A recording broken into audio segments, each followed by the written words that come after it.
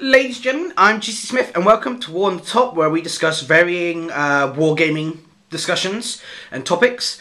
And today we're going to be looking at the changes in the assault rules between 5th and 6th edition Warhammer 40k. 6th edition was released this last Saturday gone, and so I've taken it upon myself to do various videos based on some of the changes between Warhammer 40k 5th and 6th edition. 3 videos, one on movement, one on shooting, which have both been done, and one now on the assault phase. Now these are basic changes. There are more detailed changes, necessarily like, intricate rules between how they interact, weapon changes and all that kind of stuff, in which case you need to go and search your the rule book and see the more detailed bits. I'm here to give you the main explanation, not all the detailed gritty rules. For one thing, that's breaking copyright, and secondly, I don't have the time to go and explain each little thing perfectly in a setting like this at the moment. Now, I may do videos on more of the intimate changes if people ask me questions. I may do videos on those at a later date, but right now these are basic changes to get the videos A, out there, and B, help you be informed, so at least you know the basic, you can be assured of the basic changes of the rules, and so that people can't just cheat against you and play games with the new rules because everyone's confused. Well, it's not necessarily cheating, they may just be confused. So today, as you can see, we're using an example battle again between the Fire Warriors of the Tau and the Terminator Space Marines, the Space Marine Terminator, sorry. And you've got the gun drone there again in the front.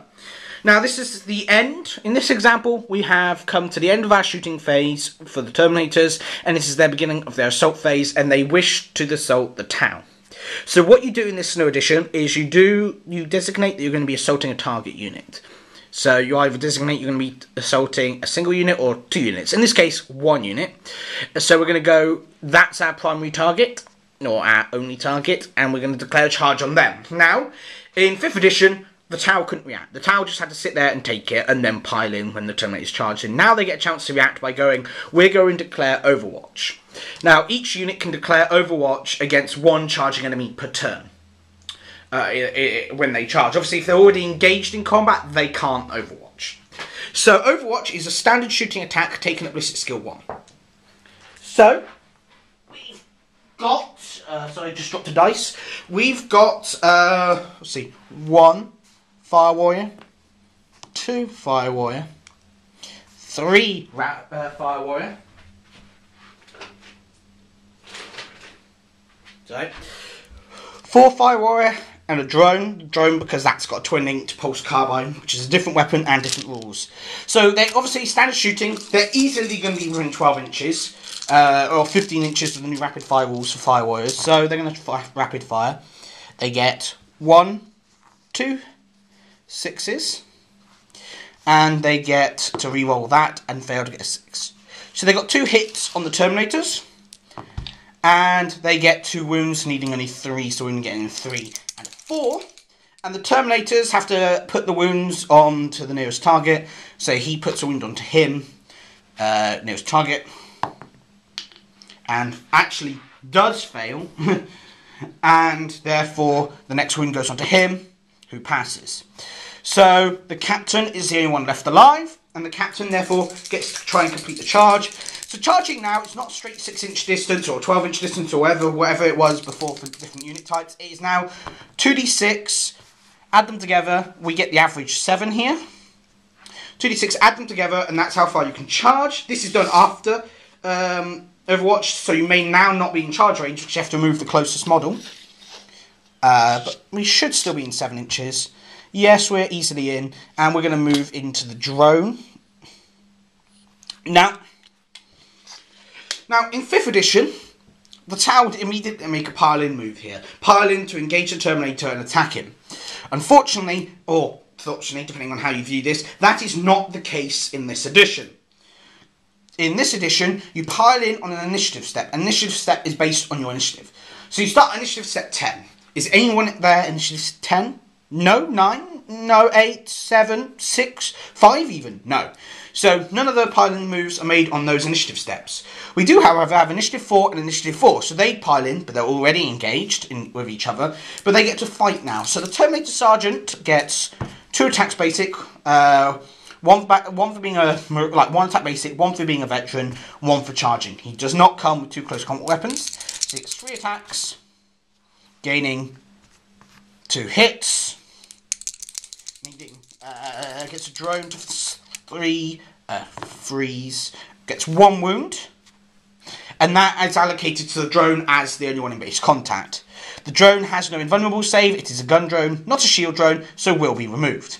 However, it is the same initiative and therefore goes at the same time. It does score a hit off screen, and it doesn't score a wound. The Terminator is fine. So we come to initiative step 3. The Tau Firers are initiative 3, and they can make a 3-inch, it's 3-inch now, piling move.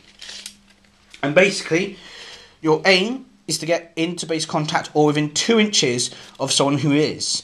So they can get in, he can get in, and then he can just pile in behind. They all get to attack because they're within 2 inches or they're in base contact. So you get 4 attacks back from the Fire Warriors. Needing 4s to hit, so 2 hits. Needing 5 to wound, so there are no wounds. In that case, the Tau Fire Warriors lose combat by 1. All initiative steps have been done.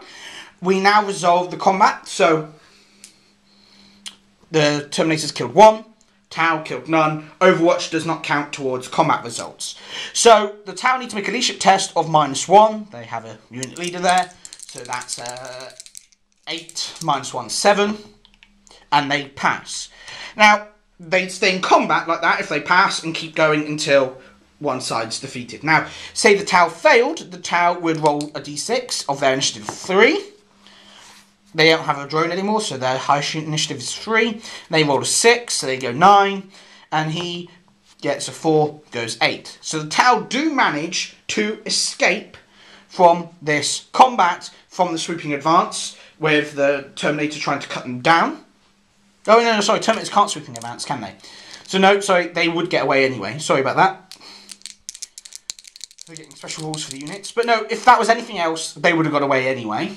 So the Tau then, obviously like previous edition, 3 2d6, they get a 6, and therefore they go 6 inches. Now, a consolidation move is now made by the Terminator, which is like 5th edition, d6 inches. 2. Now, on the whole, that is the basics of 6th edition combat. Which I'll now remove the camera so we can still see the Fire Warriors and everything that's fled. That is the basics of 6th edition combat.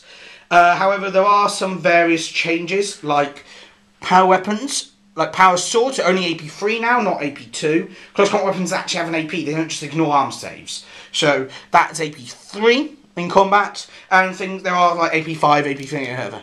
The only weapons that are AP2 in combat now, from general, are power fists or similar, power axes or similar, like war size and stuff like that.